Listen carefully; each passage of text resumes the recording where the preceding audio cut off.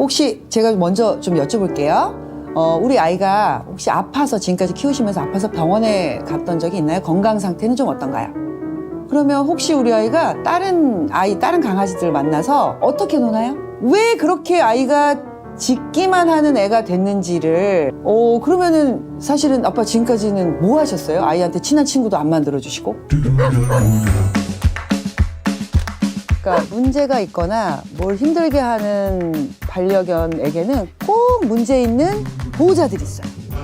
그래서 사실은 보호자분들을 교육을 해야 그 반려견이 변화합니다. 그래서 제가 항상 이제 오실 때 제가 인터뷰를 해요.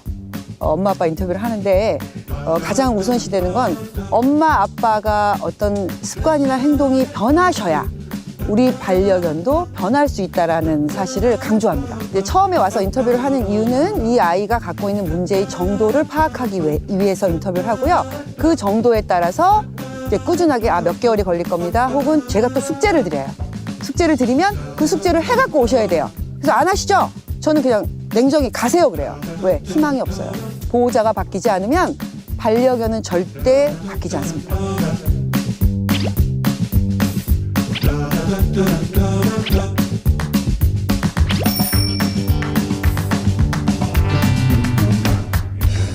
자, 우리 강아지들한테서 가장 중요한 제 첫 번째 교육은요, 아이 컨택하고 콜링이에요.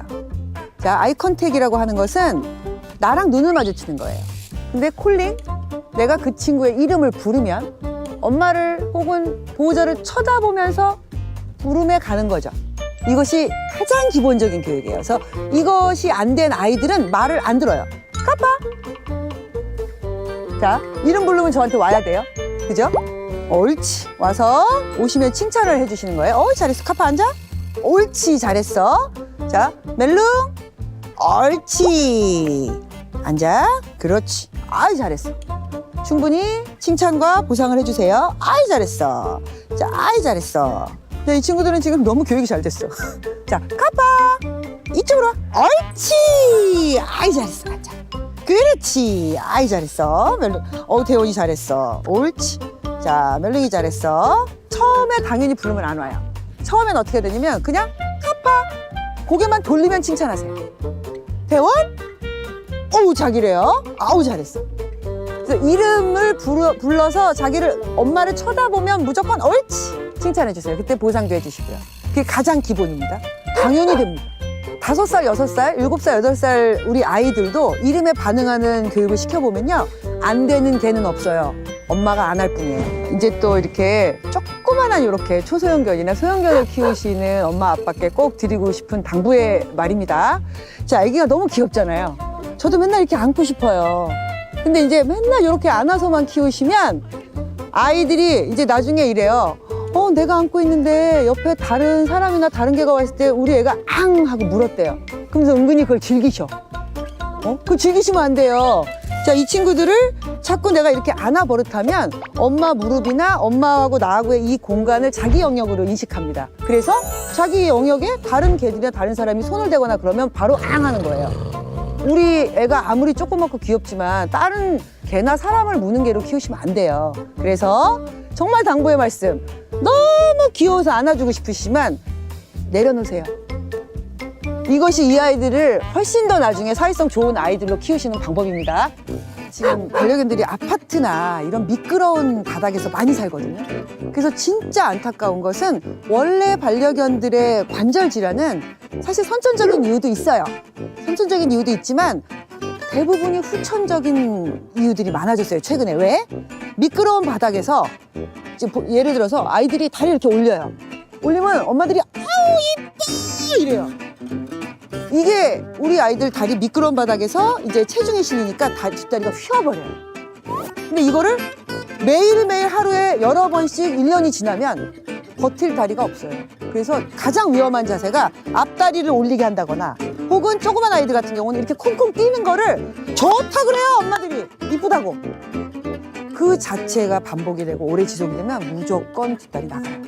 큰일 납니다. 그래서 절대로 미끄러운 바닥에서 두 발로 서 있게 하는 것이 가장 나빠요. 네, 이해하셔야 돼요. 카펫을 까세요. 일정 정도는 우리 아이들 다리를 보호하기 위해서는 미끄럽지 않은 카펫을 깔아주시는 게 좋고, 그리고 뭐 예를 들어서 부엌이나 이쪽에 미끄러운 데서는 많이 뛰지 않게 하시는 게 가장 좋습니다. 네, 굉장히 중요한 거예요. 자, 제가 또 한 가지 알려드릴 팁이 뭐냐면 우리 아이들이 나중에 병원에 가서 엑스레이를 찍을 때 뒤집기 동작을 해야 돼요. 어쩔 수 없어요. 그런데 사실은 얘네들이 살면서 뒤집기 동작을 그렇게 많이 할 수 없거든요. 그래서 병원에 가서 엑스레이 찍을 때 그 동작이 너무 힘들어갖고 제대로 사진을 못 찍는 아이들도 많이 봤어요. 그러면 반대로 생각하면 우리가 이 동작을 어렸을 때부터 교육을 시키는 거예요. 자, 일로 앉아. 자, 엎드려. 옳지. 자, 우선은 이런 식으로 이렇게 나한테 가까이 붙어서 옳지, 엎드리시고. 잘했어. 어우, 잘했어. 이제 가볍게 잡으시면서, 오, 알았어. 자, 옳지. 앉아. 일로 앉아. 옳지. 어유, 잘했어. 이런 식으로 앉아주시고. 자, 아유, 잘했어. 그 다음에 여기서 이렇게 뒤집는 거예요. 오, 잘했어. 옳지. 오케이. 얼마나 좋아. 자, 이 동작이 별거 아닌 것 같지만 실제로 한번 해보세요. 난리 날걸요? 이 엄마가 날 죽이려고 하나? 막 이럴 수도 있어요. 그러면 어떻게 해요? 어우, 잘했어. 이러면서 먹을 거. 그래서 누워있는 동작에서 아이가 힘을 빼고 편안해질 수 있게 이 동작도 연습하는 거예요, 지금. 자, 멜로. 옳지. 옳지. 옳지. 잘했어. 자, 사실은 얘네들은 가장 안정감을 느낄 수 있는 자세는 앉아. 옳지. 엎드려. 그렇지. 사실은 이런 식으로 마사지를 해주시는 거예요. 그렇죠. 여기 살살 이런 식으로 이렇게. 그리고 이 동작이 또 하나 중요한 게 뭐냐면 내 몸을 터치하면 되게 싫어하는 아이들이 있어요. 성향적으로. 그럼 어릴 때부터 예를 들어서 머리 만지는 거 싫어하는 애들도 있어요. 그러면 그런 모든 동작들을 그 동작 하면서 이렇게 트릿을 주는 거예요. 그러면서 마사지를 해주시는 거예요. 그러니까 자기가 싫어하는 행동들을 딱 봤을 때 알았어. 근데 그런 것도 해야지 라고 그 동작을 더 연습하셔야 돼요. 그래서 나중에 뭐 외부 사람들이 나를 터치해도 과한 반응을 안 보일 수 있어요. 제가 어린아이를 키우는 그 보호자분들한테 꼭 드리는 말씀이 캔넬 교육은 꼭 시켜주셔라. 왜? 어렸을 때 캔넬 교육만 잘 시켜놓으셔도 이후에 우리 반려견한테 굉장히 좋은 영향을 여러 가지 미치는데 그중에 가장 또 중요한 게 뭐냐면 처음에는 우선 캔넬에서 이렇게 교육을 시켜놓으면 운전하실 때 차에서 안전하게 반려견을 데리고 이동하실 수 있어요. 그 다음에 두 번째는 사실은 나랑 좀 떨어져 있어도 괜찮아 라고 하는 교육을 시켜주시면 요즘에 가장 크게 문제가 되고 있는 건 분리불안 문제도 해소될 수 있어요. 나중에 가면 우리 아이 아플 거예요. 나이 먹으면 아프잖아요. 그런데 이 캔넬 교육이나 떨어져 있는 교육을 하지 못한 강아지들은 병원에 입원을 못 시킵니다. 너무 안타깝죠. 자, 어느 정도 그냥 한 며칠 정도 입원하면 될 그런 질환을 앓고 있는 아이가 그 엄마랑 떨어져 있고 병실에 입원 자체를 처음 해봐서 치료를 못 받고 포기하시는 보호자분들도 많이 봤어요. 그래서 우리가 아기 때부터 이런 기본적인 교육과 어떤 그 환경적인 것을 적응시켜 주는 것이 길게 봐서 15년간 우리 아이가 그때그때에 미치는 영향들이 굉장히 크다고 하는 사실을 사실 초기부터 잘 알고 계셔야 돼요. 그래서 캔넬 교육이 필요합니다.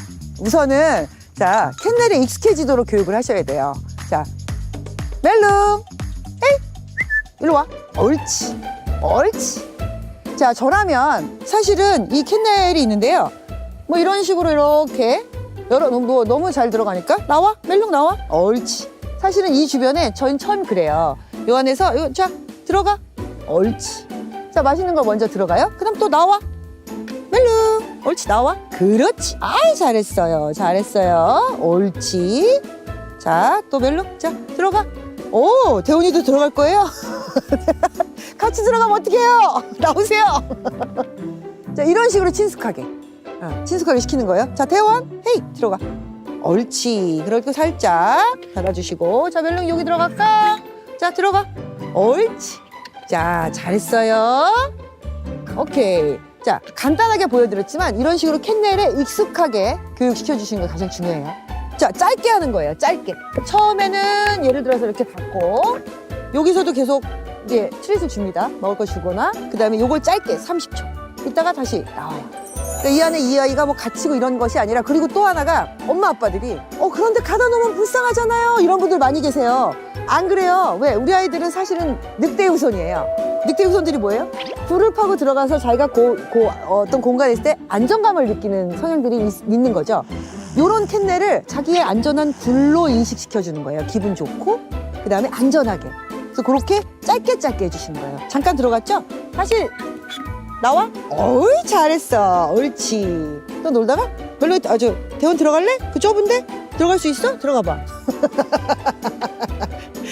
대원아, 나올 수 있을까요? 이렇게 좁은 데라도 자기 들어가려고 해요. 오케이. 태원 나와, 이제. 그렇지.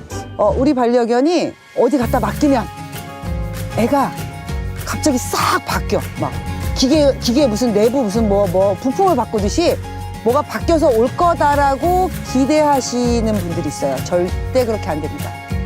자, 우리 반려견은 내 생활이기 때문에 내 생활에서 보호자가 어떤 교육을 하느냐에 따라서 바뀌는 거지, 어디 물건 맡기듯이 갔다가 훈련 뭐 한 3개월 받고 오면 바뀌어지겠지라고 하는 거는 큰 오산이세요.